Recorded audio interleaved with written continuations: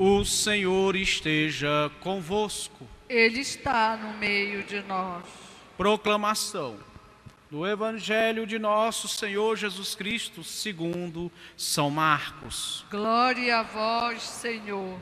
Naquele tempo, Jesus subiu ao monte e chamou os que ele quis, e foram até ele.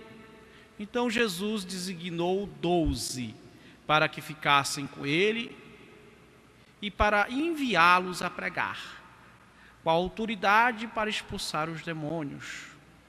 Designou, pois, os 12: Simão, a quem deu o nome de Pedro, Tiago e João, filhos de Zebedeu, aos quais deu o nome de Boanerges, que quer dizer filhos do trovão, André, Filipe, Bartolomeu, Tomé, Tiago, filho de Alfeu, Tadeu, Simão, o cananeu e Judas Iscariotes, aquele que depois o traiu. Palavra da salvação. Glória a vós, Senhor. Pelo Evangelho anunciado, sejam os nossos pecados cancelados. Amém. Caríssimos irmãos, caríssimas irmãs, nós estamos na segunda semana do tempo comum, hoje, sexta-feira da segunda semana do tempo comum. O tempo comum é o tempo no qual o nosso Senhor Jesus Cristo sai em missão, evangelizando, e a igreja vai com ele. Nós, como outrora os discípulos de Antão, seguimos Jesus na obra da evangelização. Assim como ele chamou os 12, ele chamou a cada um de nós. E pelo nosso batismo, ele nos constituiu seus discípulos e missionários, suas mãos e seus pés, sua boca para proclamar o evangelho da salvação. Então esta é a nossa missão e nós devemos desempenhá-la com a maior eficiência e empenho possível. Veja que Jesus chamou os 12 para acompanhá-lo. Esse tempo em que ele chama os discípulos, ele fica com os discípulos 3 anos e meio, mais ou menos. É um tempo em que ele vai formá-los, vai ensiná-los com a sua palavra e a sua prática a evangelizar. Nós também temos esse tempo de preparação. Esse tempo de preparação que se constitui a nossa catequese, que deve começar na família. Então os pais e as mães são os primeiros catequistas, os primeiros evangelizadores, e devem evangelizar os filhos pelo testemunho e pela palavra e pelo testemunho, pela oração e pela prática do evangelho. Daí a criança é levada pela frequência, desde pequenininha, se possível, desde o útero de sua mãe, a criança deve ser habituada a ir ao domingo à Santa Missa, para que desde o útero escute e acolha a palavra do Senhor na sua vida e com a sua mãe e o seu pai participem da fração do pão da Eucaristia. Então, nada de usar as crianças como desculpa para não ir à igreja. Mas padre, o menino fica chorando. Não importa, traga-o. Mas lá na minha paróquia o padre não gosta, traga para a basílica. Mas não deixe de levar seu filho. Meu velho pároco lá no Ceará dizia: barulho de criança na igreja não incomoda. Claro, a gente vai, como ele dizia, você não pode deixar a criança fazer arte. Mas não precisa muita coisa, né? Basta pegar pela mão, colocar no braço, levar para dar uma voltinha na calçada da igreja. Mas a criança tem que ser habituada, ela tem que ser evangelizada em casa. Nada desse negócio de, não, quando crescer, decide se quer batizar, decide se quer fazer primeira Eucaristia, decide que crisma. Isso não é conversa de pai e de mãe cristãos. Não é. Não é. Não tem nenhum motivo para a gente deixar o menino criar bigode e a menina criar trança para batizar, para esperar batizar. Não, batismo é graça. Batismo não é prova do vestibular. Para a prova do vestibular é que você precisa do pleno uso da razão. O batismo é presente, é graça. Então vamos batizar as nossas crianças o quanto antes, para que elas se tornem de pequenas discípulas e missionárias de nosso Senhor Jesus Cristo. Esse tempo de formação, chega o momento da criança ser levada à catequese da primeira Eucaristia, para se preparar para a primeira comunhão, receber Jesus Eucarístico. Na adolescência, por volta dos 14, 15 anos, deve ser levada à catequese de crisma, para que se fortaleça na fé, porque está prestes a ir para o mundo mau, o mundo que está em rebelião contra Deus. E se o jovem e se a criança não forem educados na fé, eles não resistirão. Se há muitos que são educados na fé e se desviam quando se tornam jovens, maiores de idade, aos 18 anos, indo para os ambientes mundanos, onde as ideias contrárias ao Evangelho são vendidas, com o rótulo de modernidade e progresso, e nem são modernidade e muito menos progresso. E não geram nem modernidade nem progresso.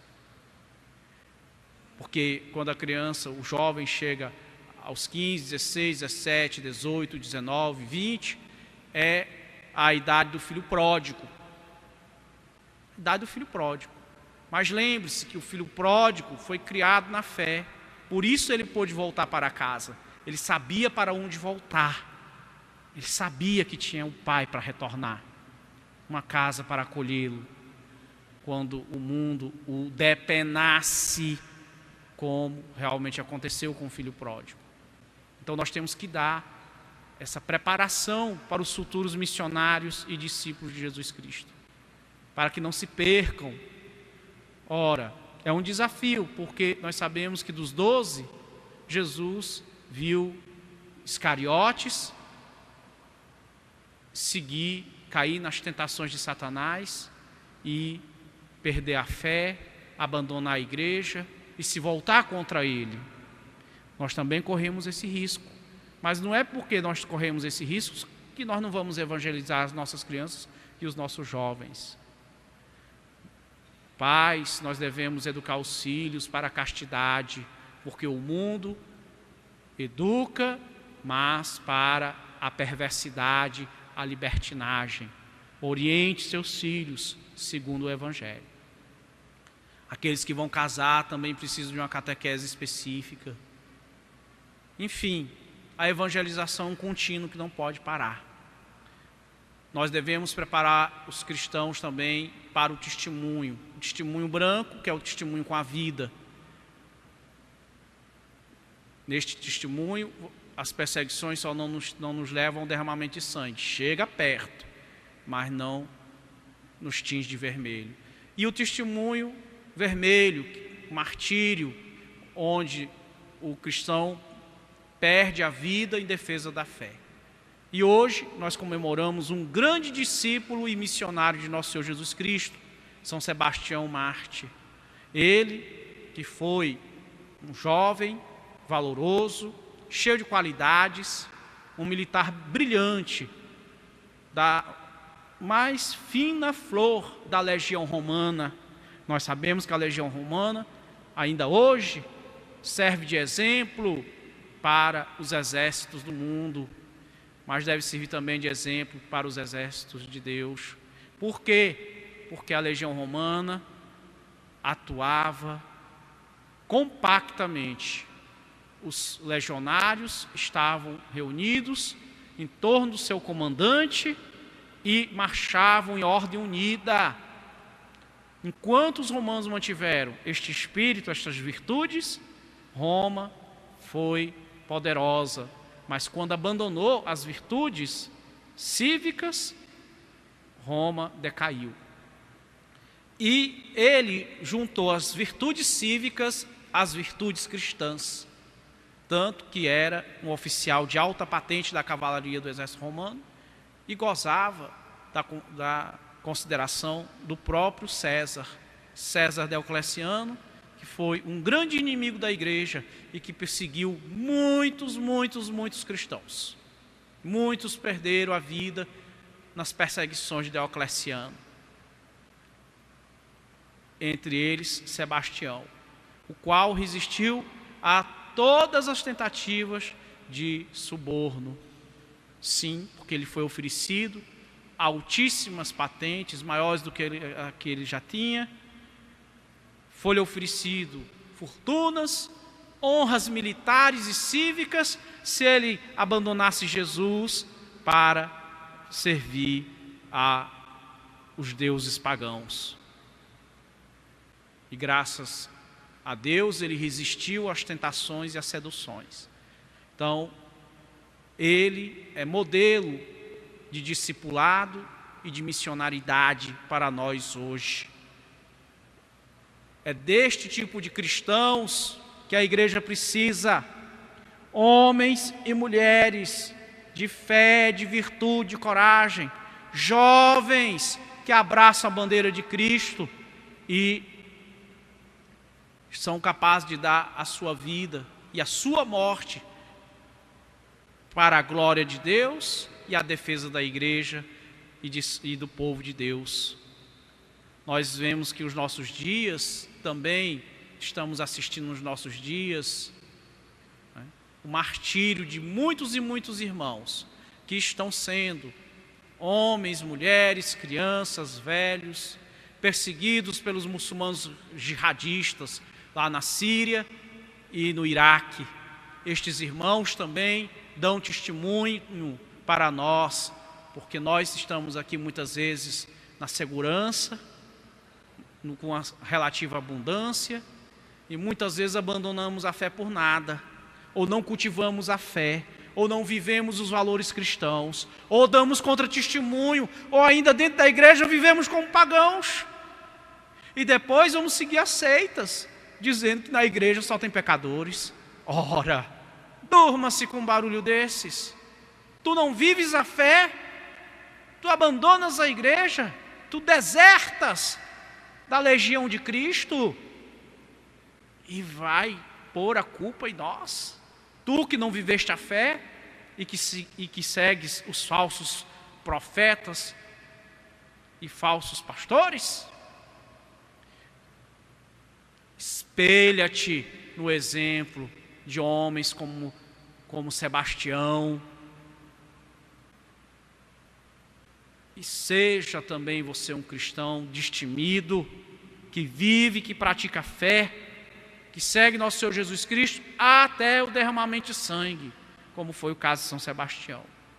E hoje também nós comemoramos o mártir São Fabiano, Papa, que pereceu, que morreu nas perseguições de Décio, de César Décio, outro grande perseguidor da igreja, quase meio século antes de Sebastião.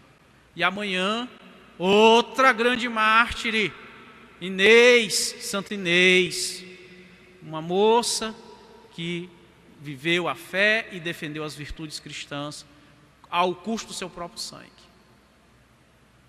Todos animados pela esperança da ressurreição, porque Jesus disse que aquele que crê nele, mesmo que morra, viverá.